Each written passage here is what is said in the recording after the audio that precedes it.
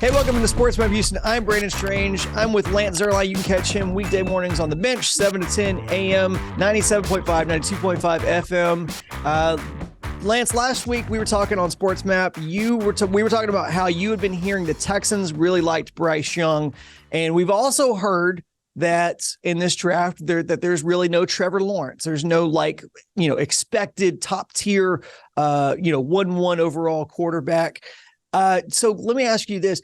What's the drop off between a Trevor Lawrence as a prospect? And we're not talking about, obviously, we know Trevor Lawrence and what he's done in the NFL and kind of he's still finding himself. But what's the drop off as far as the prospect? Trevor Lawrence, the prospect, and Bryce Young, the prospect. Pretty substantial. I have to go all the way back 2 years ago to what my evaluation was. But when it came to his ability, his mobility, and ability to get outside the pocket and make things happen.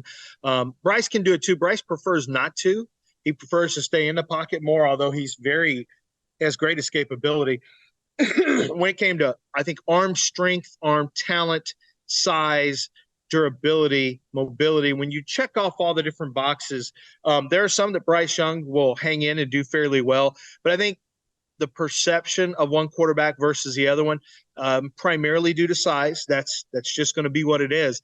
But I think when you put the grades on them, there's a pretty big drop off because one guy checked a ton of boxes and the other guy has a substantial box that he doesn't check. It's one thing if you tell me, well, he's got a very average arm. Well, if your timing is good, if you're mentally very sharp and you can process quickly and you're kind of a chess master as a quarterback, that doesn't matter. I mean, Peyton Manning showed you that. But if you can't stay healthy, which is the big concern, can Bryce get hit by 300-pounders on a regular basis and still show up week after week after week to play?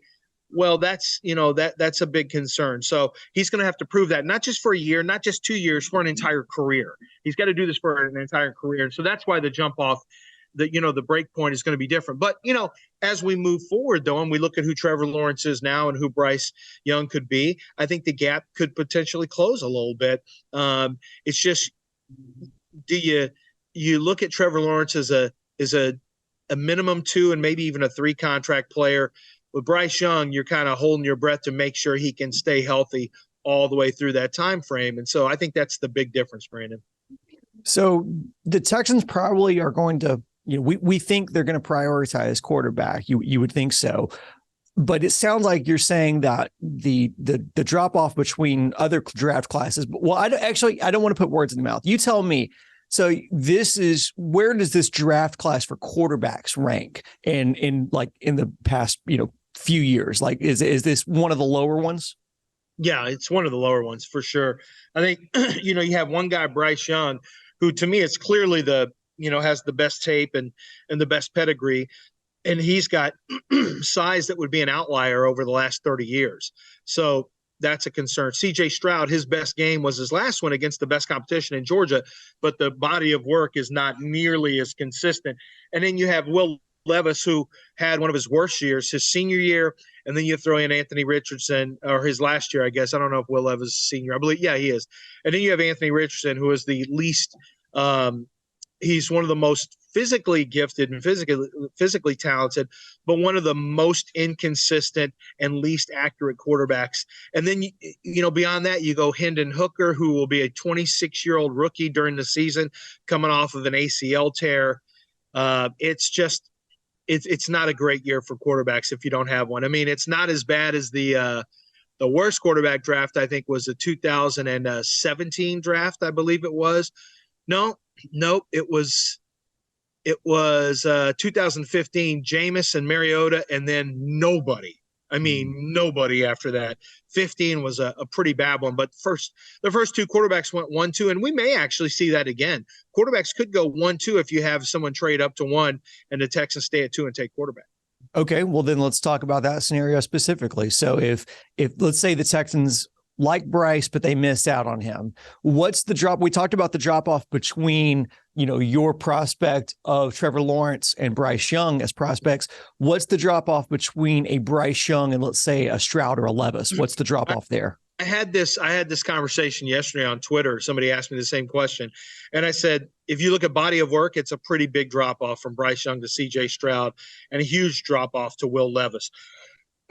If you look at Bryce Young's body of work and CJ Stroud only against Georgia, it's a little closer contest. You can start making some points for CJ Stroud. But, the big difference also is Bryce Young just got done playing a season with really what I thought was an unusual lack of wide receiver talent at Alabama.